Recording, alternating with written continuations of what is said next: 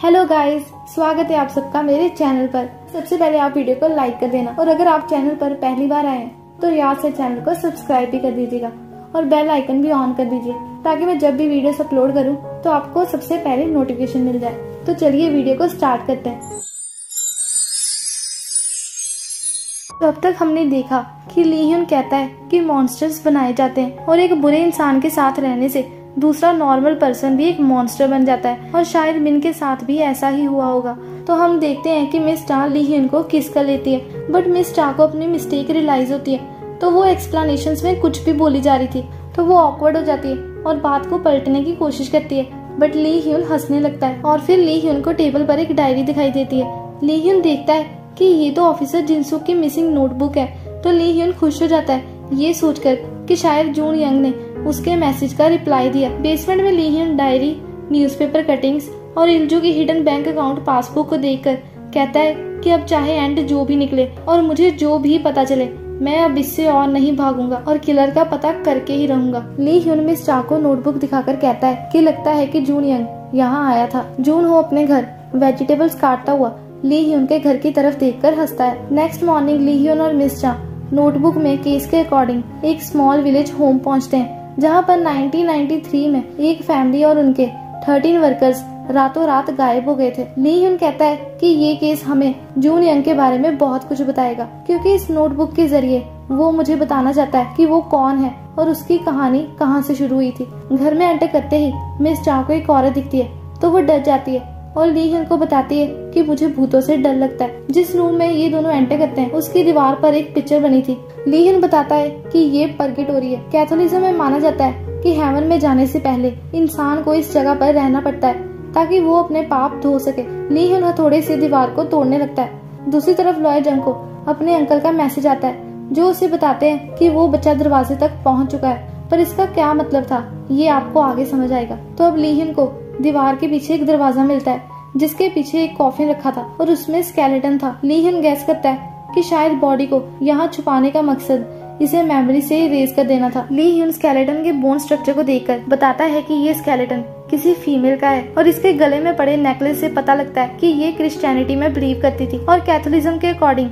अगर कोई person suicide करता है या फिर उसका मर्डर हो जाता है तो उसकी सोल हेवन में नहीं जा सकती। ली ह्यून जून हो को ये सारी बातें बताता है और फोरेंसिक कार के आने से पहले ली ह्यून मिस टा से कहता है कि चलो हम उस भूत से मिलते हैं जो हमें फॉलो करी थी। तो विंडो के पीछे उन्हें वही लेडी खड़ी मिलती है और उसे इंटेरोगेशन रूम में लाया जाता है। ली ह्यून इस लेडी को सब कुछ बताने को बोलता है जो वो जानती थी। तो लेडी स्माइल करती है और कहती है कि मैंने ये स्टोरी उस घर के वर्कर से सुनी थी और वो स्केलेटन इसी फैमिली की सबसे छोटी बेटी का है। तो अब ये लेडी स्टोरी सुनाना स्टार्ट करती है। तो एक दिन इस घर की फैमिली की सबसे छोटी बेटी घर वापस आती है और उसे बहुत चोटें लगी हुई थी जैसे उसे किसी ने बहुत मारा हो। थोड़े दिन बाद पता चलता है कि वो प्रेग्नेंट है। उसकी प्रेगनेंसी को बाहर की दुनिया से छुपा कर रखा गया। जब ये बच्चा पैदा हुआ तो इसकी माँ के सबसे पहले वर्ड्स थे कि इसे मुझसे दूर कर दो।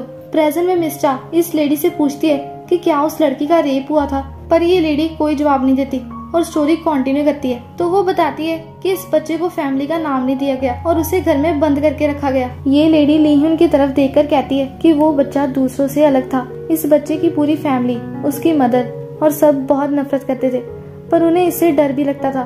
तो बस ये बच्चा हर समय अकेला रहता था। और जून यंग ने भी मिस्टर ली को बताया था कि मैं अपनी मॉम का मूड चेक करता था और जब भी वो मुझे मारती थी तो मैं काउंटिंग करता। मिस्टर ली को उसकी सारी स्टोरी फेक लगती थी। ये लेडी स्टोरी को कंटिन्यू करती है कि इस बच्चे की मदर के सुसाइड के बाद ये बच्चा हमेशा के लिए वहाँ फंस गया और वहीं पर बड़ा हुआ। ये लेडी जो स्टोरी सुना रही है ये उस बच्चे की केयर टेकर थी और उस समय ये केयर टेकर ही बस उससे मिलती थी। मिस्टा उससे पूछती है कि क्या तुम्हें उस बच्चे का फेस याद है। लेडी कहती है कि हाँ, मुझे उसका फेस याद है। नेक्स्ट सीन में ली ह्यून और मिस्टा उस बच्चे के स्केच की तरफ देख रहे थे और ये बच्चा कोई और नहीं जून यंग था। इसका मतलब है कि ये सारी स्टोरी जो केयर टेकर ने उन्हें सुनाई ये जून यंग की ही स्टोरी थी। तो अब टीम लीडर कांग भी काम पर वापस आ गए थे और मिस टा भी उन सबको ज्वाइन करती है, पर ली ह्यून वहाँ से चला जाता है और सारे रास्ते वो बस इसी स्टोरी के बारे में सोच रहा था जिसमें केयर टेकर ने ये भी बताया था कि जिस दिन सारी फैमिली गायब हो गई उस दिन मैंने जून यंग को वहाँ से फ्री कर दिया और पीछे से किसी ने मुझे मारा।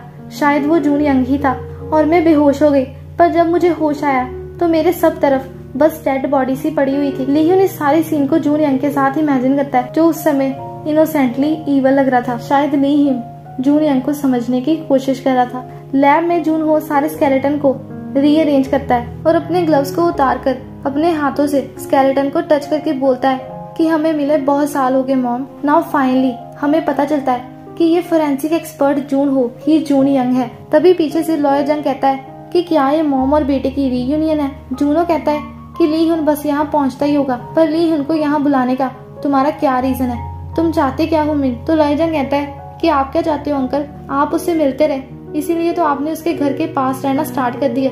पर जूनहो पहले उसे उसके सवाल का जवाब देने को बोलता है। लॉयर जंग कहता है कि मैं तो चाहता हूँ कि बस लीहुन को पता चल जाए, पर ये बताने से पहले कि लीहुन को क्या पता चलना चाहिए, लॉयर जंग वहाँ से चला जाता है क्योंकि वो नहीं चाहता था कि इस गेम का मजा खराब हो जाए। बाहर आकर लॉयर जंग अपने बचपन के बारे में सोचता है, जब जून यंग उसे अपने साथ ले गया था। और यहाँ पर हमें इसका जवाब मिलता है कि उसके बड़े भाई लीहुन को पता चले कि अबैंडन वाली फीलिंग क्या होती है जब कोई किसी को पूरी तरह भुला देता है। लॉयर जंग कहता है कि मैं चाहता हूँ कि लीहुन को इस फीलिंग के बारे में पता चले।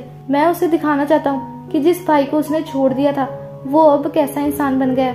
लीहुन वहाँ पर लॉयर जंग को देख लेता है और उसे अपने साथ लैब में लाता है। लैब में लीहुन उन्हें बताता है कि मुझे पता चला है कि ये स्केलेटन एक फीमेल का है जिसने एक बच्चे को जन्म दिया था, पर मैं किसी को मिलना चाहता था और उसे एक मैसेज भेजा, पर उसका रिप्लाई मुझे ऐसे मिला। लीहुन इसके बारे में उनसे राय भी मांगता है। जूनो कहता है कि शायद वो पर्सन अपनी स्टोरी सुनाकर तुमसे सिंपैथी लेना चाहता है और शायद वो चाहता है कि तुम उसकी स्टोरी सुनो और उसे समझने की कोशिश करो। लॉयर जंग कहता है कि ह्यूमंस कितने वीक होते हैं, चाहे वो बाहर से जितने भी स्ट्रॉन्ग नजर आए। लीहुन को दोनों का पॉइंट वैलिड लगता है, पर वो कहता है कि मैं सिंपैथी देने में इंटरेस्टेड नहीं हूँ। तभी लीहुन को मिस चा का मैसेज आता है जो सुपरमार्केट में थी। लीहुन जाने से पहले लॉयर जंग और जून हो को सोजू के लिए इनवाइट भी करता है। सुपरमार्केट पहुंचकर लीहुन मिस चा की हेल्प करता है और मिस चा कहती है कि मुझे लॉयर जंग और जून हो को डिनर पर बुलाना चाहिए क्योंकि उन्होंने मेरी बहुत हेल्प की। लीहुन को ये आइडिया बिल्कुल भी अच्छा नहीं लगता और वो मिस चा को उन दोनों से दूर रहने को बोलता है। मिस चा को लगता है कि शायद लीहुन को जेलसी हो रही है, पर उसे क्या पता था कि बात कुछ और ही है। घर पर लीहुन मिस चा से पूछता है कि क्या तुम्हें याद है कि मैं 2011, 12 और 13 में कोरिया वापस क्यों आया था। और मिस चा को सब याद था। लीहुन उसे वो सब बताने को बोलता है। मिस चा उसे बताती है कि जब तुमने अपनी बुक पब्लिश की थी तो तुम लोगों से मिलकर उन्हें ऑटोग्राफ्स देते थे और लड़कियां तुम्हें देखकर ऐसे चिल्लाती थी जैसे उन्होंने कोई आइडल देखा हो, और वो तुम्हें बहुत सारे गिफ्ट्स भी देती थी जब भी तुम कोरिया आते थे। लीहुन को याद आता है कि उसने कभी भी इन गिफ्ट्स को खोल कर नहीं देखा और उन्हें अपनी मेमोरी से भी इरेज कर दिया। लीहुन मिस चा को थैंक यू बोलता है और कहता है कि कभी कभार तुम भी काम आ जाती हो। मिस चा कहती है कि मैं तुम्हारे और काम आऊंगी, पर पहले तुम मुझे अपने भाई के बारे में बताओ। ये सुनकर लीहुन की स्माइल गायब हो जाती है और वो कहता है कि मेरे दिमाग में बहुत उथल पुथल हो रखी है। देन लीहुन किसी को कॉल करके इंग्लिश में उससे कहता है कि मुझे तुमसे एक फेवर चाहिए। इन्वेस्टिगेशन टीम को एक और मर्डर की न्यूज मिलती है जिसमें एक हाई स्कूल बॉय का मर्डर हुआ था। लीहुन और मिस चा एक साथ क्राइम सीन पर पहुंचते हैं। जून हो बॉडी को एनालाइज करके बताता है कि इस बॉय की डेथ सर पर चोट लगने की वजह से हुई है, पर शायद इसे पहले भी मारा पीटा गया था। इस स्टूडेंट के पास कोई मोबाइल फोन और आईडी भी नहीं थी जिससे इसकी पहचान हो सके। लीहुन कहता है कि शायद ये फैमिली अब्यूज या फिर स्कूल बुलिंग का केस हो सकता है। मिस चा बॉडी को देखकर बताती है कि शायद क्राइम कहीं और हुआ है और बॉडी को बाद में घसीट कर यहाँ पर लाया गया है। लीहुन का कहना था कि ये बॉय दिखने में कमजोर लग रहा है, पर जून हो बताता है कि शूज और बैग के ब्रांड को देखकर लगता है कि ये अच्छी फैमिली से बिलोंग करता है। इस स्टूडेंट का नाम योंगजाए है। लैब में योंगजाए के पेरेंट्स आते हैं और योंगजाए की मॉम बहुत रोती है, बल्कि उसके फादर शॉक में थे। योंगजाए की मदर उन्हें बताती है कि हमने योंगजाए को अडॉप्ट किया था, पर हमने उसे अपने बेटे की तरह पाला। योंगजाए के फादर योंगजाए के हाई स्कूल के कुछ स्टूडेंट्स के बारे में बताते हैं, पर लीहुन को योंगजाए के पेरेंट्स पर शक था, तो वो उनसे पूछता है कि क्या हम आपका घर चेक कर सकते हैं। नेक्स्ट सीन में लीहुन और मिस चा योंगजाए के घर की तलाशी लेते हैं, पर उन्हें कोई सबूत नहीं मिलता। पर लीहुन मिस चा को बताता है कि योंगजाए के शूज और कपड़े ब्रांडेड है, बट घर पर रखी चीजें चीप और मैसी है, बिल्कुल तुम्हारी तरह। जैसे बाहर तुम साफ कपड़े पहनती हो पर तुम्हारा घर मैसी है। लीहुन योंगजाए की फैमिली फोटो मिस चा को दिखाता है और उसे बताता है कि इस फोटो में योंगजाए अकेला है। शायद योंगजाए के साथ इमोशनल अब्यूज हो रहा था। चोई और मिन को स्कूल के पुलिस की कॉन्टेक्ट इन्फॉर्मेशन मिलती है जिसमें कुछ गड़बड़ थी। पुलिस स्टेशन में डिलीवरी मैन लीहुन का पार्सल लेकर आता है जो अब्रॉड से आया था। नेक्स्ट सीन में लीहुन बेसमेंट में इस बॉक्स को ओपन करता है इस बॉक्स में एक नोट था जिसमें लिखा था कि तुमने मुझसे कहा था कि टोटल 8 बॉक्सेस होंगे, पर मुझे 3 बॉक्सेस ही मिले और बाकी के बॉक्सेस मैं तुम्हें ढूंढकर सेंड कर दूंगा। ली ह्यून लेवेंडर बॉक्सेस को ओपन करता है और हर बॉक्स में एक क्रॉसवर्ड पजल और अलग तरह के फोटो कार्ड्स थे, बिल्कुल वैसे ही जैसे ली ह्यून को पहले भी मिले थे। तो ली ह्यून सोचता है कि मिन मुझे लगातार मैसेजेस भेज रहा था, शायद वो मुझे उसे ढूंढने के लिए कह रहा था या शायद उसे रोकने के लिए। ली ह्यून सारे नंबर्स, लेटर्स, कोड्स और पिक्चर्स को सॉल्व करने की कोशिश करता है, पर उसे कुछ भी समझ नहीं आ रहा था। और हम फ्लैशबैक्स में देखते हैं कि जब भी कोई फैन ली ह्यून को लेवेंडर बॉक्स देती थी तो मिन उसे छुप कर देखता था। प्रेजेंट में ली ह्यून क्रॉसवर्ड पजल को सॉल्व करता है और उसे एक न्यू मैसेज मिलता है। ली ह्यून अपने आर्ट डायरेक्टर फ्रेंड के पास आकर उसे एक नोट देता है और इन 3 पर्सन्स की स्टोरीज का पता लगाने को बोलता है, जैसे इनकी कोई फैमिली प्रॉब्लम तो नहीं थी, जैसे कोई ब्रेकअप, और या फिर इन लोगों ने किसी को छोड़ दिया। और अचानक से ली ह्यून के दिमाग में ख्याल आता है कि कहीं अबैंडन करना ही मिन के मर्डर्स करने का रीजन तो नहीं।